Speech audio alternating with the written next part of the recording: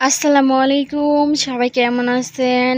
আমি Angel Mona blog page থেকে মোনা বলছি। আমি আলহামদুলিল্লাহ ভালো আছি।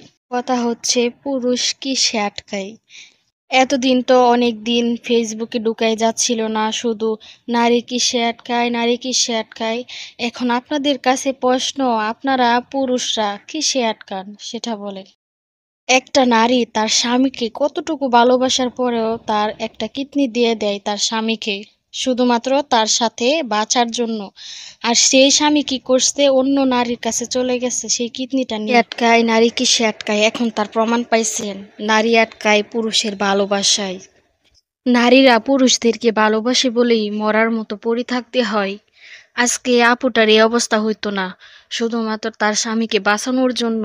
স্বামীকে ভালোবাসে এই জন্য তার একটা কিডনি দিয়ে বাঁচাইতে চাইছে।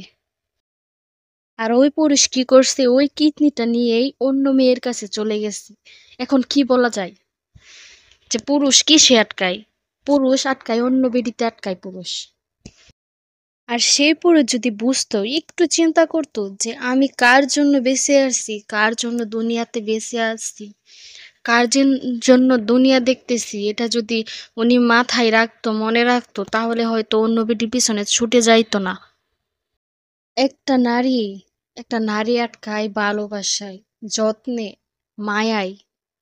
কিন্তু এটা পুরুষরা বুঝে না। পুরুষরা যদি বুঝতো, আজকে ওর ওয়াইফের কিডনি নিয়ে আজকে অন্য বেটির কাছে যাইতে পারতো না। ওর একটু বিবেকে বাঁধতো, ওর একটু বিবেক দিয়ে চিন্তা করে দেখতো ও একটু আর ওই বেটার চেহারাটা চাইয়া দেখেন, চেহারাটার কি একটা অবস্থা। ও নিজে কপাল গুনে পাইছে এমন একটা বউ, ওনার সাত কপালের ভাগ্য।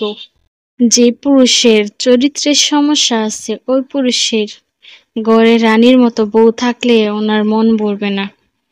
ঘরে এত সুন্দর একটা বউ রেখে বাহিরের মেয়েদের কাছে সুখ খুঁজতে যায়, এগুলা পুরুষ না, এগুলা হচ্ছে কাপুরুষ। এখন আমার কথা হচ্ছে, যার কিডনি তাকেই দিয়ে দেয়া হোক, তারপরে দেখুক বাস্তবতা কতটা কঠিন, বেঁচে থাকা কতটা কঠিন। কার জন্য উনি দুনিয়াতে বেঁচে আছে, ওইটার মর্ম উনি সেই দিনই বুঝবে। এখন কথা হচ্ছে, ওই বেটারে খুঁজে এখন ওই আপুটির কিডনি নেওয়া হোক, আর ওই বেটা বুঝুক যে কেমন লাগে। আর তারপরে হচ্ছে এই বেটা যার সাথে মন চায় তার সাথে চলুক, ওই আপুর দেখার বিষয় না।